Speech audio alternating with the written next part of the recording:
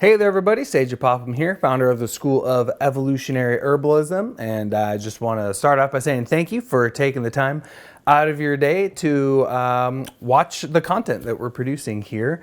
And in this week's episode, I wanted to talk about the process of thinking through an adjunct plant to use. Say there's a remedy that you really want to work with, but maybe you don't have it available, or maybe it's an at-risk plant that has some threatened ecological status. Like, what are the things that you want to look at in order to find an ideal replacement herb?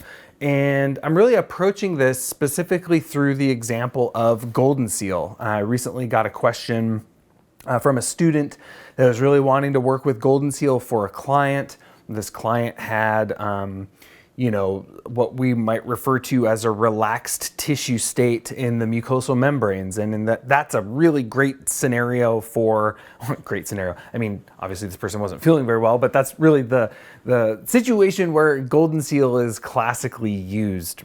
Modern herbalism, we tend to think of it as a natural antibiotic, but traditionally this was primarily a remedy used as a mucosal membrane tonic. But this student of mine really didn't want to use Goldenseal primarily because it's so basically endangered. Obviously, you can find ethically cultivated Goldenseal and things like that. But so that's really what the discussion is all about today, is really talking about Goldenseal and how Goldenseal is used and some ideal replacement remedies for Goldenseal, but kind of on a higher meta level, really looking at a process for what are the things that you want to do when you're looking for replacing a remedy or finding an adjunct remedy to work with. So hopefully this serves you well on your plant bath. Be sure to hit that like and subscribe button. Give us a thumbs up. It really helps the channel and kind of spread the message that we have here at the School of Evolutionary Herbalism of providing good quality education about plants and supporting the herbal community in every way that we can. And I hope this discussion today serves you well. Question number 2 from Shauna Hoven is asking, I realize Goldenseal is endangered, and I have a client with dry atrophy, constant runny nose. Do you have another herb you would recommend? Okay, good question. Yes. In general, it is really good to find an alternative to Goldenseal if we can, because yeah, it is threatened ecologically. That being said, you can find ethically sourced Goldenseal where it's grown. People were growing it. People figured out how to grow it in shady environments and things like that. I definitely don't buy wild Goldenseal. Like, that's not unethical in my opinion, but ethically grown, cultivated Goldenseal is good. So if we think of Goldenseal and its properties, basically there's kind of 3 main things that I think of in regards to Goldenseal. One is it's a good bitter tonic for the digestive system, the liver, etc. 2, very astringent.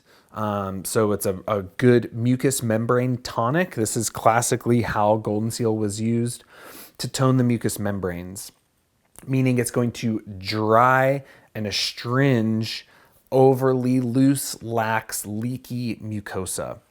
That is in the gut, that is in the upper respiratory tract, sinuses, throat, things like that. And this is where it sounds like how you're wanting to use it for a constant runny nose. Just to clarify though, a constant runny nose is what we would refer to as the damp relaxation tissue state. Okay, so I'm just mentioning that because you said I have a client with dry atrophy, constant runny nose. So the core tissue state there would be damp relaxation, just from the limited information I have here, which, because there's relaxed tissues leaking fluids leaving the body, that ultimately can lead to dryness. Dryness is the more superficial expression of a deeper tissue state that's present there. So that's very important to understand.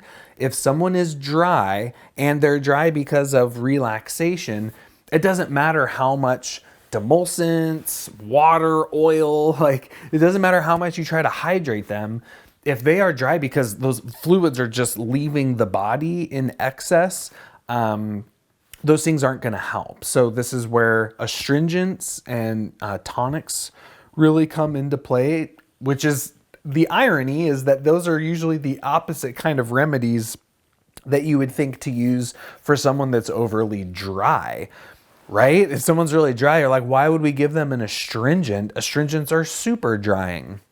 Well, if someone's getting dried out because fluids are leaving the body, you give them an astringent and now they hold those fluids in, they will actually become more moist. So this is something I always like to discuss in terms of the difference between a local versus constitutional effect and a short-term versus a long-term effect. So in the sense that, yes, an astringent might dry a local tissue by tightening and astringing and tonifying it. But in the long term, in the whole constitution, if it's helping you to retain fluids, it will actually have this secondary moistening effect.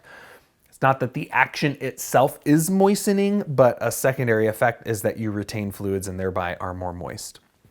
So acute or short-term versus long-term, local versus systemic or constitutional are two important polarities to consider when looking at the effect of a medicinal plant. So back to Goldenseal, bitter tonic, astringent tonic for the mucosa, and of course, does have antiseptic properties. This is, Goldenseal's claim to fame, right, is that it has the alkaloid berberine, which is what gives it that very yellow coloration to the root, hence the name Goldenseal. Golden referring to the color of the root, seal referring to its astringent or sealing, tightening, binding property. So, yes, so it does have the antiseptic property because of the alkaloid berberine. Of course, this has led to Goldenseal being primarily used in the biomedical model of herbalism as a, quote, natural antibiotic. But this is very much so an allopathic approach to the use of Goldenseal. I believe it has led to an excessive use of Goldenseal. And this plant has a very strong constitutional effect, right? This is a very bitter plant. It is a very drying plant, and it is super tonifying to the mucosal membranes. And you don't want to over tonify the mucous membrane. And so, I think just to kind of step back and look at how we perceive and look at and understand herbal medicines, I think Goldenseal is a really good example as to why we can't just look at a plant based on a single constituent and what that constituent does. Like, we can't pigeonhole a plant and neglect its other properties. We can't look at Goldenseal and say, oh, it's got berberine. Berberine's antibiotic. Therefore, Goldenseal is a natural antibiotic, and forget about all of its other properties, right? This can lead to misuse, possible abuse, and with a plant with very strong humoral effects like Goldenseal, we can start to see it possibly leading to constitutional imbalances, right? In this case, overtonifying the mucosal membranes. As a bitter tonic, it's quite cooling, so it can be overly cooling to the body. So basically, what does that translate to? Very contraindicated for our Vata type constitutions, right? Someone that's very cold, someone that's very dry, someone that's very tense, constricted, contracted, overtonified, right? We want to really be careful. And by overtonified, I mean they're tense, right? They have too much tone to the tissues. They're wound up tight. And that's not just like psychological and emotionally. That can be tissues that are more prone to spasm and tension and things like that. We usually want to avoid astringents in those cases because astringents just tighten things up even more. So this is where, we see Goldenseal is very specifically contraindicated for those types of constitutions and those energetic patterns that you notice within people. But very, very indicated for, oh boy, I thought I had everything on mute. Sorry about that. So the, yes, very indicated though for kapha type constitutions, right? Goldenseal, right? Kapha tends to be very damp, very stagnant, very leaky and lax. Their tissues tend to be relaxed. Their psyche tends to be very relaxed. They need digestive stimulation. They need to drain fluids. They need to tighten up their tissues, right? Very, very indicated for kapha type. Very contraindicated for a vata type. So these are very important considerations when looking at Goldenseal. And I think it's just one of those plants that should ideally be used sparingly. So when we're looking at possible adjunct herbs or replacement herbs for Goldenseal, I think it's important to look at, well, what attribute of Goldenseal are we working with, right? Or is it just being used as an astringent bitter tonic? If that's the case, then we could work with some other type of bitter tonic plant, possibly one that has astringent properties on its own, or in a formula where we add another astringent to it to bring those two properties together. The one remedy that I actually think matches that pretty nicely is Oregon grape root, Mahonia aquifolium, or berberis. I don't know what the accepted Latin binomial is. I learned it as Mahonia, so that's just the Latin name that I use for Oregon grape. But I think this is the closest adjunct to this plant. It is a bitter tonic. It does have astringent properties. It also has the antiseptic properties of berberine. Granted, it's not quite as strong in the berberine as Goldenseal, but it most definitely is there. So you're getting a good astringent, bitter antiseptic plant in Oregon grape. I think that makes it one of the better replacements. That being said, there's also the remedy Coptis, which is a remedy from Chinese medicine. It's another one of our berberine containing plants that has a definite bitterness to it. And that bitter tonic property, and some astringency as well. So I think those are really good, preferable recommendations. Now, in the question itself, we got a client with a constant runny nose. I'm going to go with the main symptom, constant runny nose, which is a relaxed tissue state. So other herbs that could be applied here, a big one here is eyebright or Euphrasia officinalis. Very good remedy for relaxed tissue state up in the sinuses. So really key herb for hay fever symptoms, where you get the really watery eyes, itchy watery eyes, a lot of sneezing, runny nose, postnasal drip, sore throat from that postnasal drip. Eyebright or Euphrasia is a really great remedy to consider there. Another great remedy here could be sage or Salvia officinalis. Very nice upper respiratory tract remedy. Now, it's a little bit different from Goldenseal or Oregon grape in that instead of being very bitter, it's very aromatic. So as a mint family plant, it has a lot of volatile oils. These volatile oils have antiseptic properties as well. So if the condition is due to some sort of infection, Salvia is a really great option there. It actually would combine very well with Oregon grape or Goldenseal. You get a very nice synergistic effect between these plants where all of them have an affinity for the upper respiratory tract. All of them have astringency. All of them have an antiseptic property. The difference though here is that the Oregon grape or Goldenseal are very bitter and cooling. The Salvia is very aromatic, pungent, and warming. So together, it makes for a nice balanced effect. So Salvia is a really great option there. Another excellent remedy that's a very good astringent for the upper respiratory tract is the plant Yerba Manza. Yerba Manza is a Southwest remedy, and it is super, super astringent. Really, really good.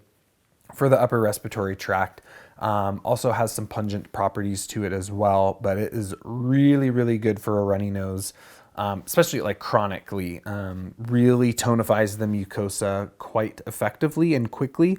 So Yerba Manza is a really great option there as well. And I'm totally spacing on the Latin name of Yerba Manza right now. For some reason, I keep wanting to give the Latin name of Yerba Santa. Yerba Santa is Eridictium californicum, but that's a different plant. But Yerba Manza, really great option there.